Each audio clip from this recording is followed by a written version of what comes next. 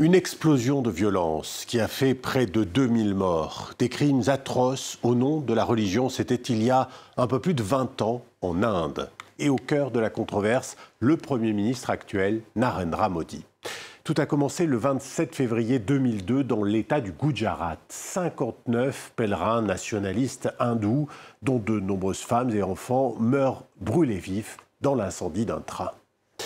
Immédiatement, les fondamentalistes hindous accusent la minorité musulmane du pays d'être responsable. Ainsi démarrent les pires émeutes religieuses que le pays ait connues depuis son indépendance.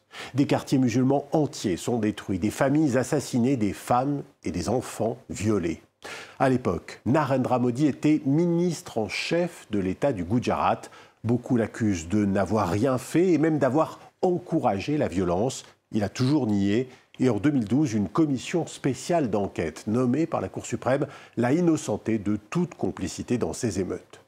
Plus de 20 ans après, et malgré les enquêtes successives, les rapports et les procès, la vérité est toujours floue. L'incendie était-il un attentat ou un simple accident? Les émeutes qui ont suivi étaient-elles préméditées? Pourquoi la police n'a-t-elle pas empêché le déferlement de violence? Sur place, ces semaines terribles restent un traumatisme. Pire, autour au Gujarat, c'est un reportage de Léa Delfoli et Kansa Djout.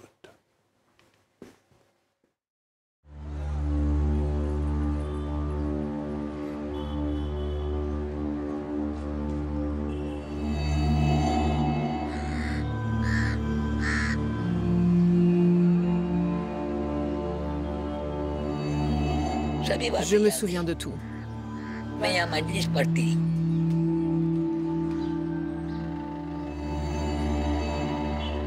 J'avais l'habitude de m'asseoir ici et de prier pendant le premier mois du calendrier musulman.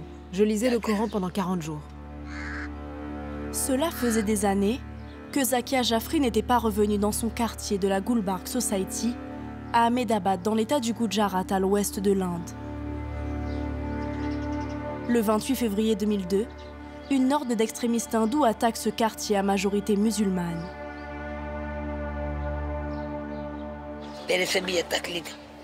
À l'époque, lorsque les assaillants ont commencé à arriver, ils ont jeté des pierres. Alors tous les habitants du quartier sont venus se réfugier dans notre maison. Les gens ont crié « Allah, Allah ». Puis mon mari m'a dit d'aller me réfugier à l'étage.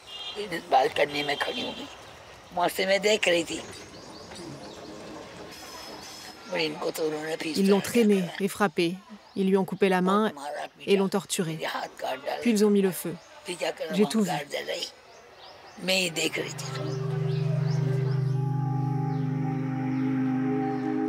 Zakia Jafri est une rescapée.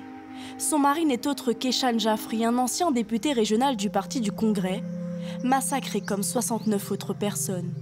Pour la moitié d'entre eux, les corps n'ont jamais été retrouvés.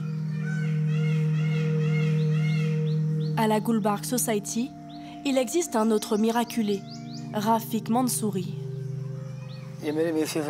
C'est ma femme qui se tient à mes côtés.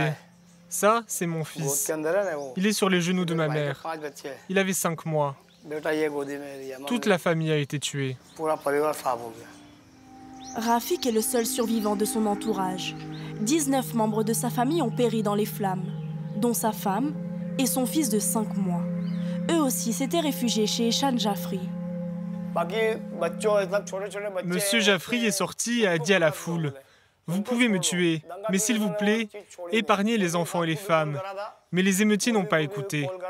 Pour nous sauver, Monsieur Jafri a appelé Modi, il a appelé tous les dirigeants, il a appelé tous les ministres. 22 ans après le massacre, le quartier est toujours abandonné. La nature a repris ses droits. Seule l'ossature des bâtiments semble résister au temps.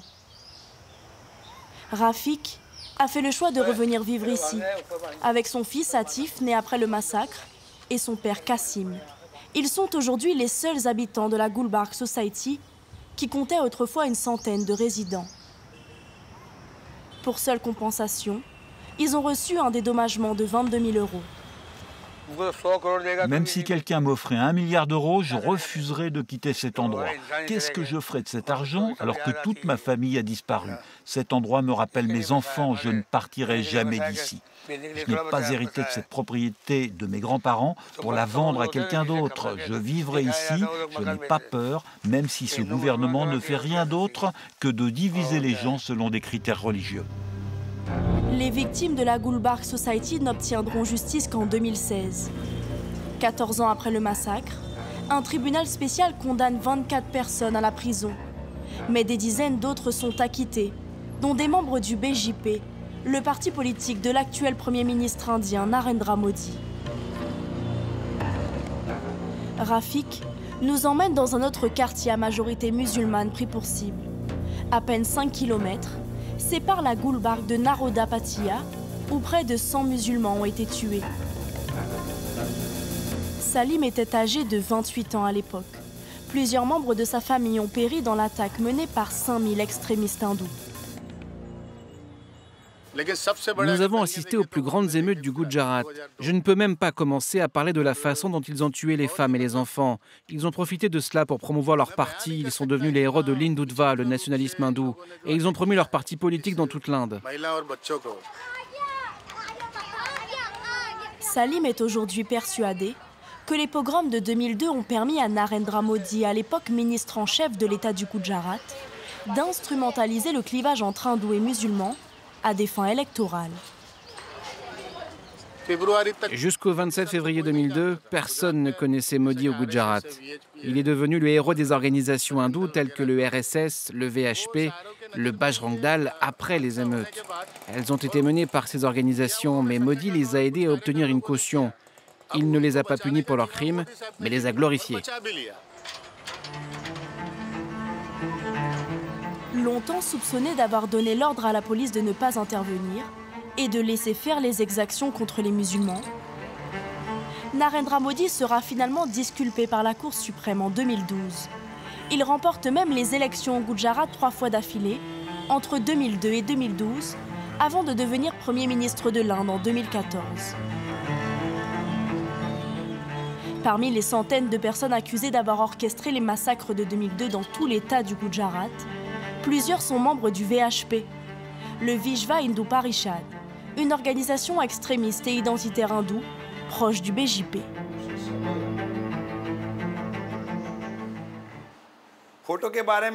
Je suis fier de cette photo et je suis également fier de M. Modi, car je le connais et il me connaît également. Il a travaillé pour le Gujarat. Nous pensons que l'Inde doit être respectée par le monde entier et il travaille pour ça. C'est ce que j'admire.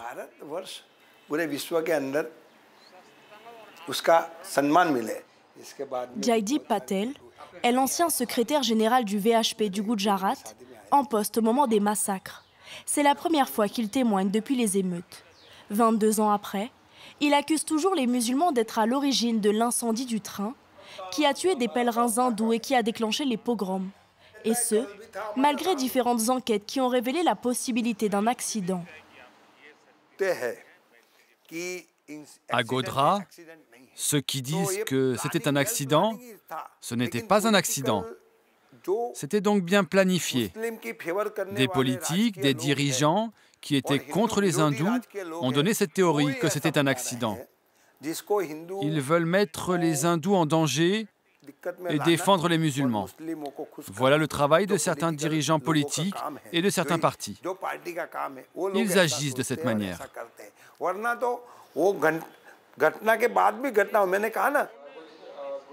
En 2009, Jaideep Patel a été condamné pour meurtre et pour avoir lancé l'attaque dans le quartier de Naroda. Ils m'ont accusé d'avoir été ici et d'avoir provoqué des émeutes dans le village de Naroda. Mais je n'étais pas là. De nombreuses personnes ont essayé de m'impliquer. Il y avait une conspiration pour m'impliquer parce que je faisais le travail de l'Hindutva. Jaideep Patel finit par être acquitté en 2023. Mais il n'a jamais cessé ses activités au sein du VHP. Nous le suivons dans le village de Pimpari, au sud du Gujarat.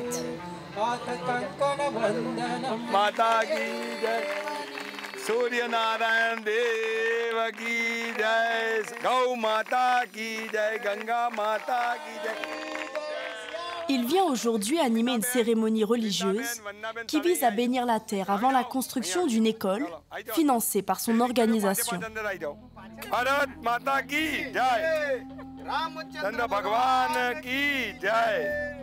Mais derrière ce programme social se cache en réalité un endoctrinement religieux. Dans cette région où vivent des populations tribales, la plupart des habitants ne pratiquent pas l'hindouisme. Après la prière sur la nourriture, nous mangeons et le soir nous prions Dieu. Notre tâche est d'assurer l'éducation, la culture sur la base de la culture hindoue. En faisant cela, notre société devrait atteindre son plus haut niveau de réussite, même les enfants des peuples arriérés comme les peuples tribaux. Jaideep Patel affirme vouloir aider les populations les plus démunies vivant dans les zones reculées du Gujarat. Pourtant ici, dès l'adolescence, ce sont bien les valeurs des fondamentalistes hindous qui sont enseignées. On nous enseigne qu'on ne peut pas épouser un musulman. Un hindou peut épouser un hindou et un musulman peut épouser une musulmane.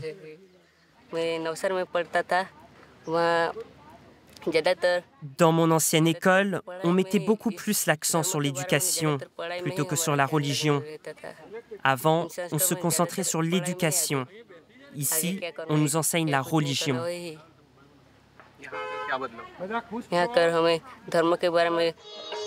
Des conversions forcées qui ne disent pas leur nom. Et Jaideep Patel ne s'en cache pas.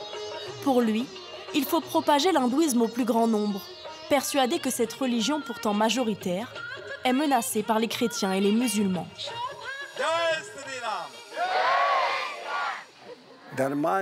Des conversions religieuses ont lieu. Certaines personnes veulent le séparatisme dans le pays. Ils ont des tendances séparatistes et après avoir fait du séparatisme, ils promeuvent des valeurs antinationales. Quiconque procède à des conversions religieuses, nous ne lui permettrons jamais d'atteindre son objectif. Si plusieurs extrémistes hindous comme Jaideep Patel ont finalement été acquittés, la quête de justice pour les victimes musulmanes, elle, s'est heurtée à de nombreux obstacles. Parmi les cas les plus emblématiques, celui de Bilkis Bano. À New Delhi, Subhashini Ali, membre du Parti communiste indien, est à l'origine d'une pétition en soutien à cette jeune femme enceinte de 5 mois, victime d'un viol collectif commis par 11 de ses voisins hindous lors des émeutes. Ces derniers ont été libérés de prison avant la fin de leur peine, une décision controversée émise par la Haute Cour de l'État du Gujarat. Les victimes de viol ont toujours été confrontées à de nombreuses difficultés. Ce n'est pas quelque chose d'inhabituel. Ce qui est inhabituel, c'est qu'une fois que le BJP est arrivé au pouvoir, la première chose qu'ils ont fait a été de protéger au maximum leurs propres partisans et leurs propres membres. De la même façon, si les auteurs sont hindous et la victime musulmane, comme dans l'affaire Bilkis Bano, il devient évident que c'est le genre d'approche qu'ils adopteront, que ce sont les auteurs qui seront protégés et non la victime.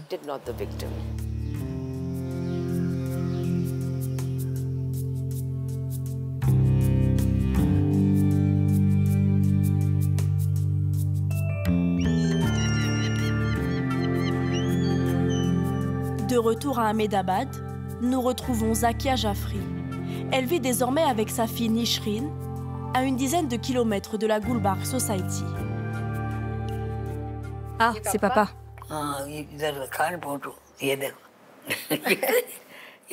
Ton fils lui ressemble tellement. J'ai pris cette photo. C'était en 2001. J'adore cette photo. Ne pleure pas maintenant. Voici mon père.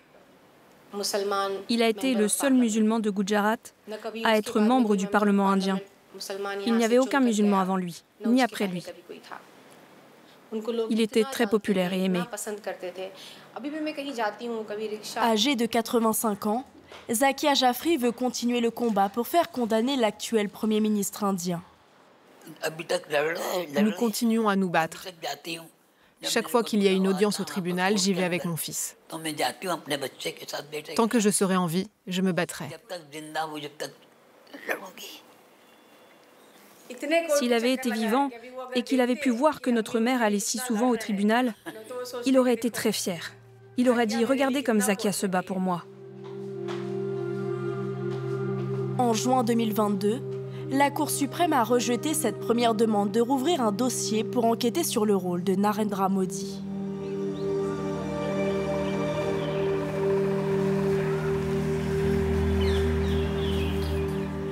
Ehsan Hussein Alabax Jaffry, 28 février 2002.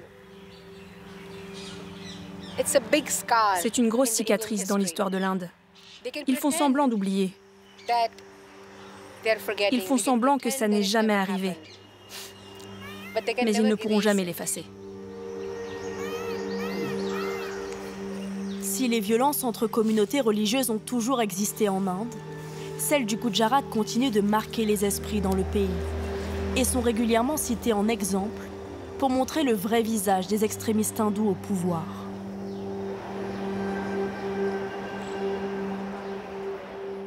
Pour ce reportage en Inde, dans l'état du Gujarat, un reportage que vous pourrez retrouver bien sûr sur france24.com. Je vous dis à très vite pour un nouveau numéro de Billets Retour.